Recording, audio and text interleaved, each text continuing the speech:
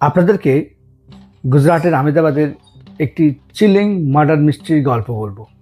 সেখানে এক দম্পতি পুত্র সন্তানের আশায় তার দুই কন্যাকে কিভাবে গোপন ষড়যন্ত্র করে হত্যা করেছে সেই কাহিনী আজকে আপনাদের সামনে ডিটেলস বলবো।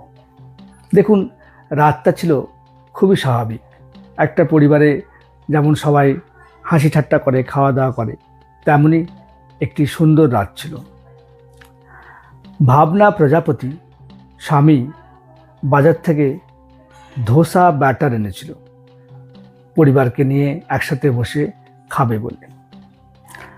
রাত্রিবেলা পুরো পরিবার এবং তাদের 4 বছরের মেয়ে মিশ্রি এবং 3 মাসের মেয়ে রাহা, তারা সবাই মিলেই সেই ধোসা ব্যাটারটা খেয়েছিল।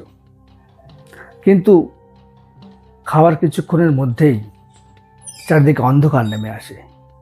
সবারই শ্বাসকষ্ট হয়, বমি হয় এবং অচেতন হয়ে পড়ে। অবস্থা এমন পৌঁছায় তাদের সবাইকে হসপিটালে নিয়ে যাওয়া হয়।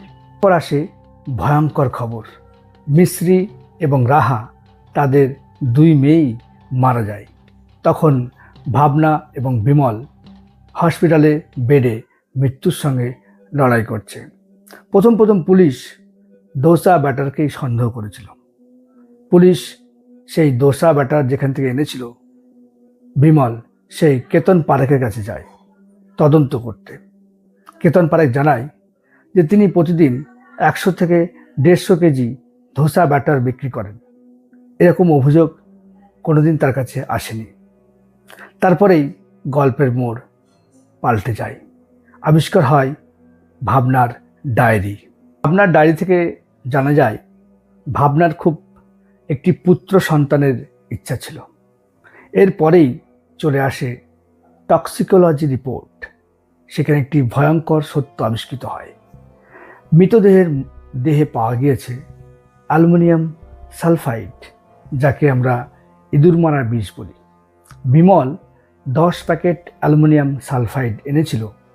তার মধ্যে 8টি ব্যবহার করা হয়েছে গম সংরক্ষণের জন্য, বাদবাকি 2টো গায়েব ছিল। পুলিশের সন্দেহ গিয়ে পড়ে।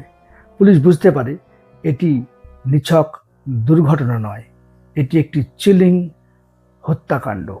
এবং এই ঘটনার সবচেয়ে ভয়ঙ্কর দিক হলো, যারা মারতে চেয়েছিল সন্তানদেরকে, তারাও একটু করে সেই বিষ সেবন করেছিল, যাতে সন্দেহের তীর তাদের দিকে না পড়ে। পরিবার, একটি রাত এবং একটি সিদ্ধান্ত।